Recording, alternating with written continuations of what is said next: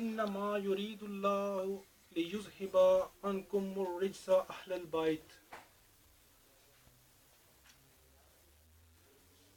غلامان اہل بیت، عشاق مصطفیٰ،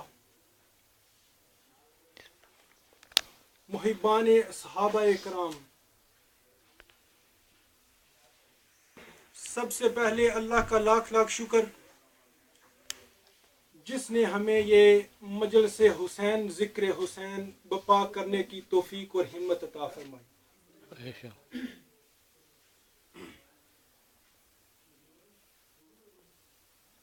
آپ اس محفل میں شرکت آپ نے کی ہے، آپ میرے لیے نہیں آئے، ہرگز میرے لیے نہیں آئے. کوئی اس شہر کی دائیں طرف سے آیا تو کوئی بائیں طرف سے آیا، کوئی 1 گھنٹہ پیدل چل کے آیا تو کوئی آدھا گھنٹہ پیدل چل کے آیا. اور میرے کچھ محترم خاص دوست جو ذکر حسین کی خاطر دوسرے شہر سے آئے ہیں، جب میں نے ان کو اطلاع کی کہ ذکر حسین کی مجلس رکھی ہے میں نے، تو وہ دوسرے شہر سے آئے ہیں، محترم میاں صاحب اور احسان الہی صاحب. یہ میرے لیے نہیں آئے، صرف ذکر حسین کے لیے آئے ہیں. اور یہاں پر میں ایک بات کرتا ہوں، اس سرد ٹھٹھرتی رات میں ایک میرا دوست جو وکٹوریا میں رہتا ہے لیکن گاؤں سے آیا ہے، بارش کے موسم میں واپس بھی جانا ہے اس نے، وہ میرے لیے نہیں آیا، وہ ذکر حسین کے لیے آیا. وہ میرا بھائی ملک ناصف ایوان، بھائی آتا بھی کیوں نہ، غازی عباس سلمدار کی جو اولاد ہے، قطب شاہی ایوان ان کی اولاد ہے. تو محبت اہل بیت دیکھیے، کچھ لوگ جن کو دعوت بھی دی گئی وہ ادھر ہوتے ہوئے بھی نہیں آئے. اگر آپ کے دل میں میرے لیے بھی کوئی محبت ہے تو اس کا اور کوئی سبب نہیں ہے کہ میں بھی در حسین کا ایک ادنا سا سر ہوں، اور در حسین کا ادنا سا سر ہونا بھی بہت بڑی شاہی ہے، اس سے بڑی شاہی دنیا میں اور کوئی نہیں ہے. اور اگر آقا مجھے یہ عطا فرمائے اور قبول کریں، خدا کی قسم دنیا کا سب سے بڑا تاج ہوگا میرے سر پر. یہ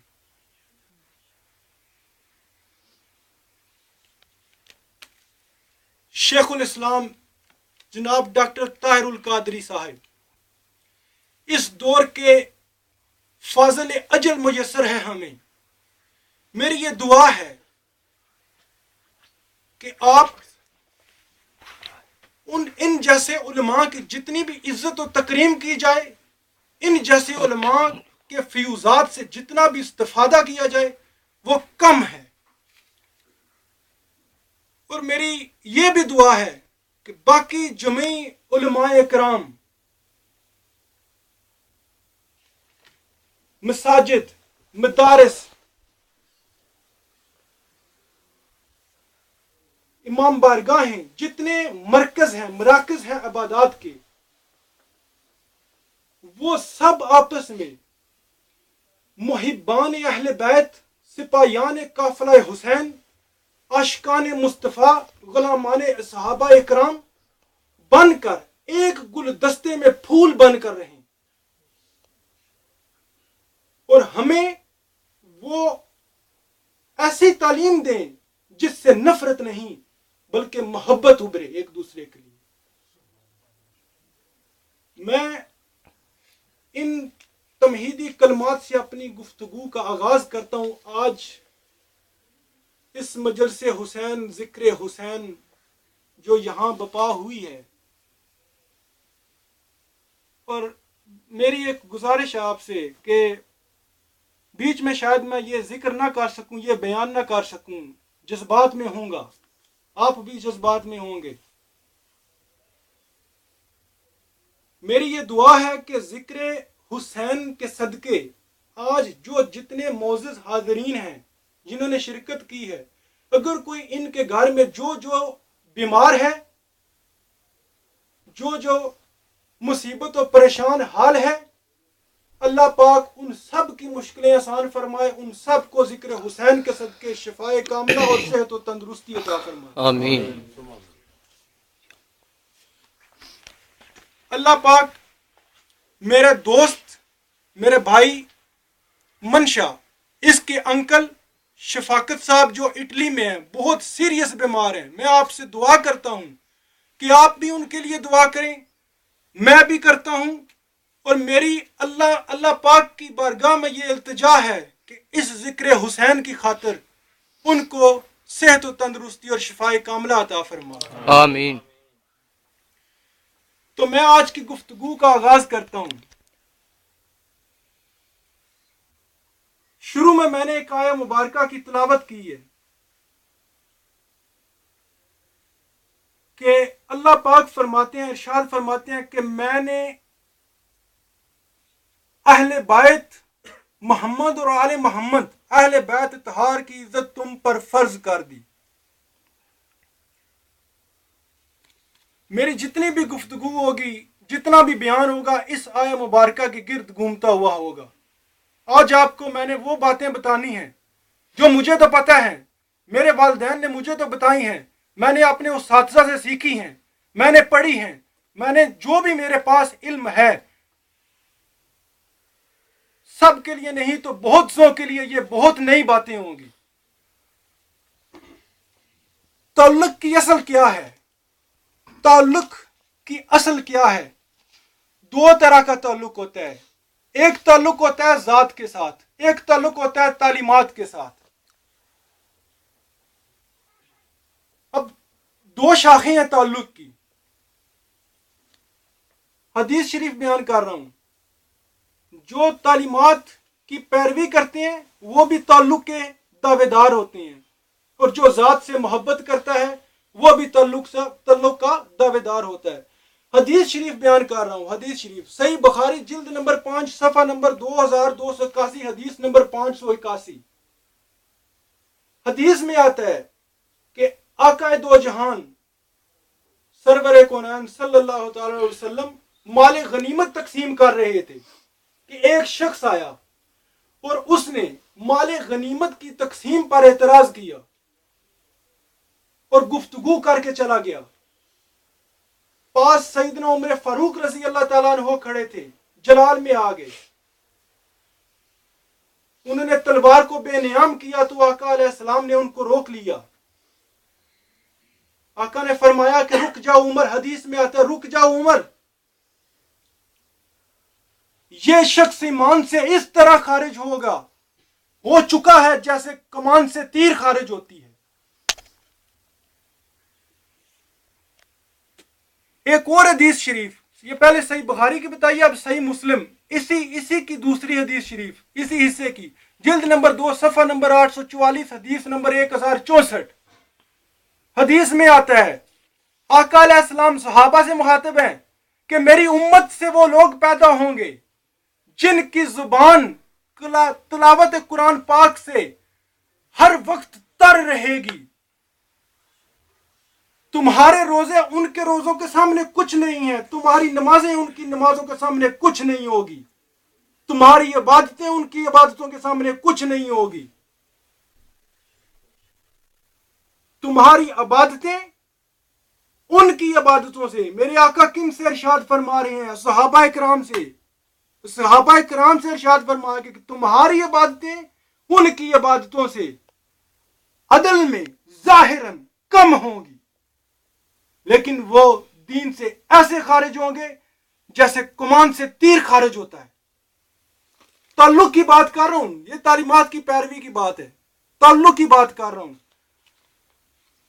اب کیوں خارج ہوتے ہیں وہ؟ جن کی عبادتیں، جن کے روزے، جن کی نمازیں صحابہ کرام سے بھی عدل میں ظاہراً بہت زیادہ ہے، کیوں خارج ہوتے ہیں؟ قصہ کیا ہے؟ اب ایک اور حدیث شریف صحیح بخاری جلد نمبر 6 صفحہ نمبر 2489، حدیث نمبر 6358۔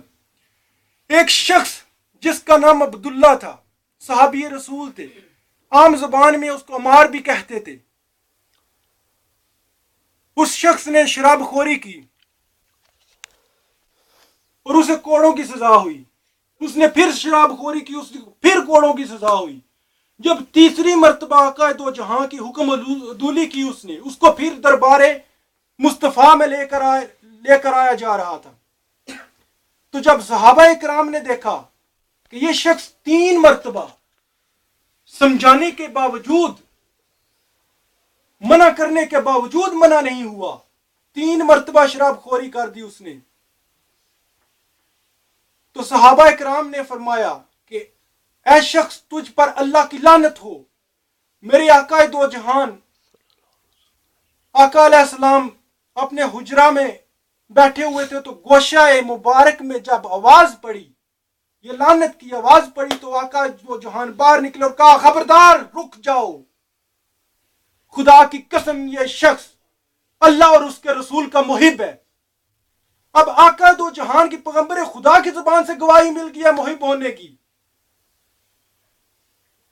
भाई माजरा क्या है? सहाबा को लानत भेजने से रोक दिया, पैगंबर खुदा की जुबान से गवाही मिल गई मुहिब होने की अल्लाह और उसके रसूल की।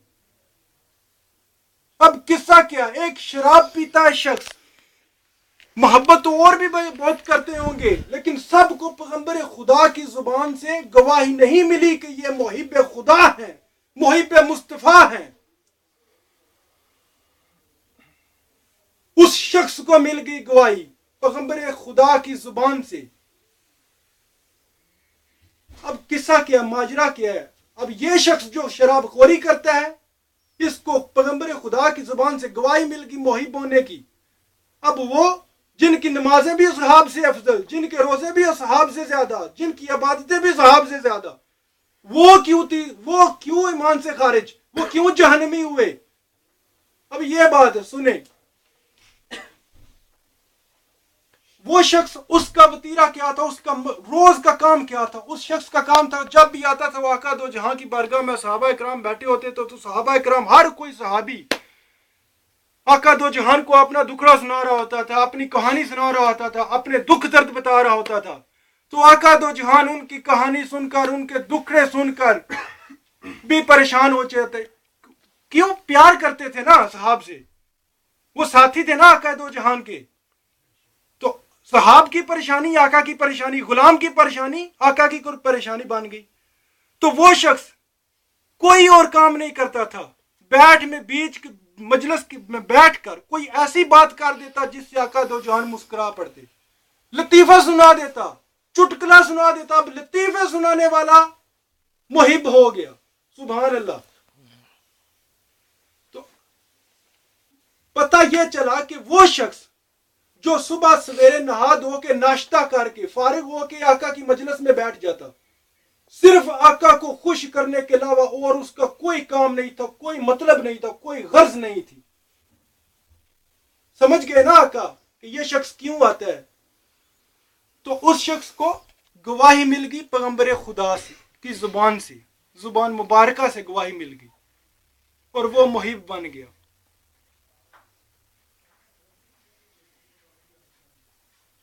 अब वो जो पहले थे, इसका तो काम था कि अपने महबूब को खुश करना। वो जो पहले थे, जिनकी नमाजें भी सहाब से अफजल, जिनके रोजे भी सहाब से ज्यादा, जो हर वक्त कलाम पाक का विर्द करते रहेंगे, भाई वो क्यों दीन से खारिज हो गए? वो इसलिए खारिज हुआ, वो शख्स जो मालिक गनीमत पर इतराज कर रहा था, वो इसलिए खारिज हुआ कि उसकी गुफ्तगू से, तर्ज गुफ्तगू से मेरे आका दो जहान की बेअदबी हुई।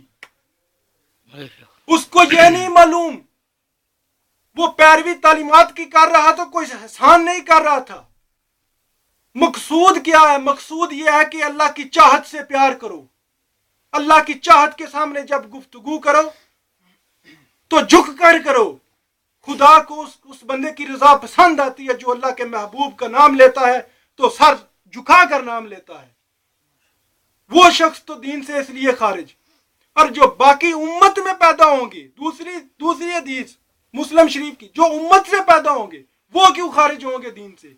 वो इसलिए खारिज होंगे कि मेरे आका दो जहां ने फरमाया कि वो बुग़्ज़ अहले बैत रखेंगे, वो बुग़्ज़ अली रखेंगे।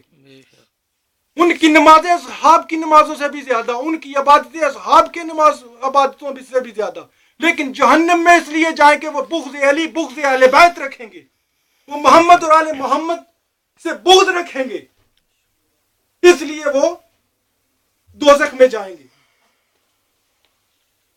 اب وہ لوگ کہتے ہیں کہ جی اب ہم جو یہ نعت خوانی، سارا دن نعت خوانی محمد مصطفیٰ کی تعریف کرتے رہتے ہیں، نعت خوانی کرتے ہیں، حمد کرتے ہیں، ذکر حسین کرتے ہیں، وہ کہتے ہیں یہ کون سی نماز ہے، یہ کون سی نماز ہے؟ اور بھائی ہم بھی کہتے ہیں یہ کون سی نماز ہے؟ بھائی یہ نماز نہیں ہے، خدا کی قسم یہ نماز کی نماز ہے۔ اب نماز میں ہے کہ السلام علیکہ ایھا النبی ورحمۃ اللہ وبرکاتہ، کہ اللہ نے اپنے محبوب کو سلام بھیجا، نماز میں مصطفیٰ کا ذکر نماز میں بنا دیا، نماز کے برتن میں مصطفیٰ کا ذکر، حسین کا ذکر سجا کے پیش کر دیا۔ آگے جائیں، اللہم صلی علی محمد وعلی آل محمد، محمد اور آل محمد پر سلامتی ہو۔ کون بھیج رہا ہے؟ اللہ پاک بھیج رہے ہیں، مصطفیٰ اور اس کی اولاد پر سلامتی۔ اب نماز کی نماز بن گئی ہے ذکر مصطفیٰ، ذکر حسین، ذکر خدا۔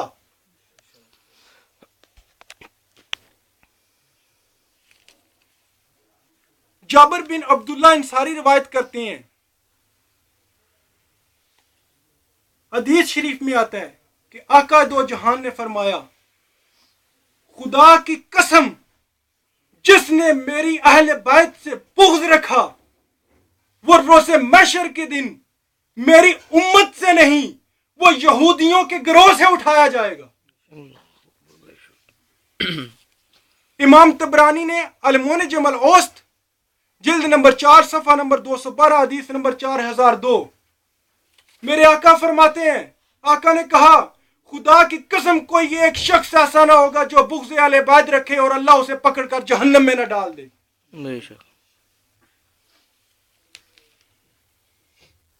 یہ حدیث شریف جو میں نے ابھی بیان کیا، یہ ابو سعید خدری نے بیان کی، امام حاکم نے المستدرک میں لکھی، امام ابن حبان نے اپنی صحیح میں بیان کی۔ سبحان اللہ سبحان اللہ، کہ کوئی شخص ایسا نہ ہوگا جو بغض اہل بیت رکھے اور اللہ اسے پکڑ کر جہنم میں نہ ڈال دیں۔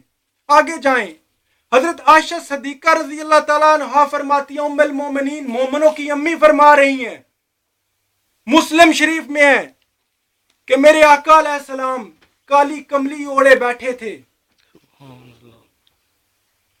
کالی کملی اوڑے بیٹھے تھے کہ امام حسن علیہ السلام بھاگ کر شہزادے ان کی گود میں چلے گئے اور کہا فجاء الحسن فادھلہ، اور پاس امام حسین بھی تھے اور کہا فجاء الحسین فادھلہ، ان کو بھی کالی کملی میں بٹھا لیا، ان کو بھی کالی کملی میں ان کے اوپر بھی اوڑھ دی۔ اور پھر سیدہ خاتون جنت بی بی فاطمہ آئی، فاطمہ بنت محمد، فاطمہ بنت مصطفیٰ آئیں، شہزادی جنت کی آئیں، اور کہا ثم جاءت فاطمہ فادھلہا، ان کو بھی کالی کملی میں شمار کر لیا۔ اور پھر علی مرتضیٰ شیر خدا آئے، ان کو بھی کہا ثم جاء علی فادھلہ، ان کو بھی کالی کملی میں بٹھا لیا اور دعا ہاتھ کے لیے اٹھا دیے، انما یرید اللہ لیذھب عنکم الرجس اہل البیت، کہ اللہ میری اہل بیت سے جو پیار کرتا ہے تو بھی اس سے پیار کر، سبحان اللہ، میری اہل بیت سے جو پیار کرتا ہے تو بھی اس سے پیار کر، میری اہل بیت سے جو بغض رکھتا ہے تو بھی اس سے بغض رکھ۔ یہ آقا دو جہان فرما رہے ہیں، سبحان اللہ۔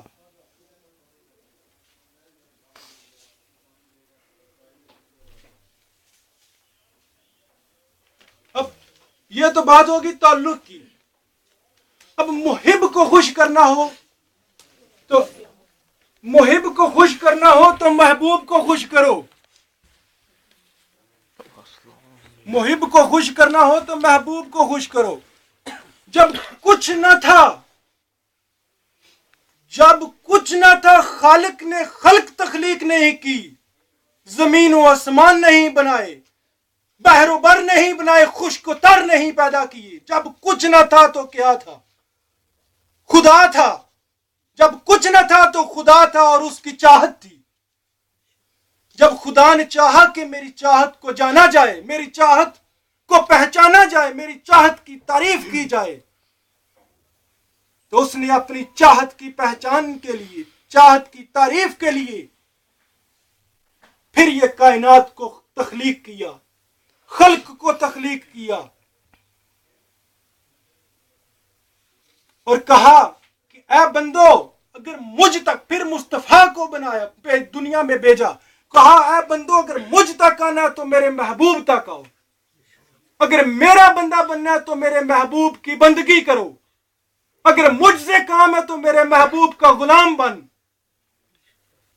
جس کو میرے محبوب سے پیار نہیں، اس سے مجھے کوئی سروکار نہیں۔ جو میرے محبوب کی بارگاہ سے دور، وہ میری بارگاہ کا مردود۔ یہ ہے چاہت، یہ ہے چاہت۔ جو مصطفیٰ کا محبوب نہیں، وہ میرا کچھ نہیں لگتا، میں اس کو جانتا ہی نہیں، سیدھا میرے پاس آنے کی کوئی ضرورت نہیں ہے۔ جس کو مجھ تک آنا ہے وہ میری چاہت تک آئے، وہ میری چاہت کے قدم پکڑے۔ ترمذی شریف میں ہے، سیاہ ستہ کی کتاب ہے، نسائی شریف میں الگ، امام احمد بن حنبل میں الگ، ابن ماجہ میں الگ، درجنوں احادیث کتب میں آتا ہے کہ صحابہ کرام نے پوچھا کہ اگر اللہ ناراض ہو تو آپ کے قدم پکڑ لیے جاتے ہیں، اللہ کے محبوب آپ ہیں، اللہ ناراض ہو تو آپ کے قدم پکڑ لیے، آپ کی بارگاہ میں آ گئے۔ اگر محبوب ناراض ہو، جانا محب تک ہے، اگر محب کا محبوب بھی ناراض ہو تو کیا آقا علیہ السلام کا بھی کوئی محبوب ہے؟ کیا ان کی بھی کوئی چاہت ہے؟ تو صحابہ کرام نے فرمایا کہ آؤ تمہیں دکھاتے ہیں آقا دو جہان کی چاہت، آؤ تمہیں وہ نظارہ دکھاتے ہیں جو اس سے پہلے تمہاری آنکھوں میں کبھی نہیں دیکھا ہوگا۔ مسجد میں لے آگے، نعرہ رسالت، نعرہ حیدری، حسینیت، یزیدیت، مسجد میں آگے، عشاء کی نماز کھڑی ہے، صحابہ کرام نماز پڑھ رہے ہیں، آقا دو جہان امامت فرما رہے ہیں۔ جب سجدے میں گئے، سجدہ طویل ہو گیا، سجدہ طویل ہو گیا، تو صحابہ کرام نے سوچا کہ خدا خیر کرے کوئی حادثہ پیش نہ ہو گیا ہو، خدا خیر کرے آقا کو کوئی پریشانی لاحق نہ ہو گئی ہو، خدا خیر کرے ماجرا کیا ہے، اتنا لمبا تو اتنا طویل تو سجدہ کبھی نہیں ہوا۔ تو ایک صحابی نے تھوڑا سا سر اٹھا کر دیکھا جب، تو آقا کا سر انور بدستور ابھی تک سجدے میں ہے۔ اس نے کہا کہ ماجرا کیا ہے، پریشانی ہوئی؟ جب سر تھوڑا سا اور اٹھا کر نظر گھمائی تو دیکھا حسین پشت پر بیٹھے ہیں۔ سبحان اللہ۔ یہ ہے شان حسین۔ بتاؤں گا آگے، میں آپ کو آہستہ آہستہ لے کر جا رہا ہوں۔ یہ ہے شان حسین۔ اور جب نماز سے فارغ ہوئے تو صحاب نے پوچھا، کہا آقا کیا آپ حسین سے بہت محبت کرتے ہیں؟ تو میرے آقا نے ارشاد فرمایا، حسین منی وانا من حسین، قسم خدا کی حسین مجھ سے ہے، میں حسین سے ہوں۔ سبحان اللہ۔ حسین میرا گوشت ہے، میں حسین کا گوشت ہوں، حسین میرا خون ہے، میں حسین کا خون ہوں۔ آقا نے فرمایا اگر مجھ تک جس نے پہنچنا ہے